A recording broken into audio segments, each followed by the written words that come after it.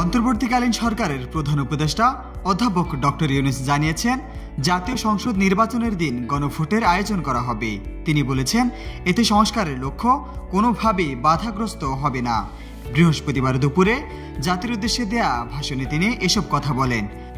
আমরা সকল বিষয় বিবেচনা করে সিদ্ধান্ত নিয়েছি যে আগামী জাতীয় সংসদ নির্বাচনের দিনেই গণভোটের আয়োজন করা হবে। অর্থাৎ জাতীয় নির্বাচনের মতো গণভোটও ফেব্রুয়ারির প্রথমার্ধে একই দিনে অনুষ্ঠিত হবে। প্রধান উপদেষ্টা বলেন, নির্বাচন আরও উৎসবমুখর ও সাশ্রয়ী হবে। গণভোট অনুষ্ঠানের লক্ষ্যে উপযুক্ত সময়ে প্রয়োজনীয় আইন প্রণয়ন করা হবে। নিউজ ডেস্ক, জয় জয় দিন।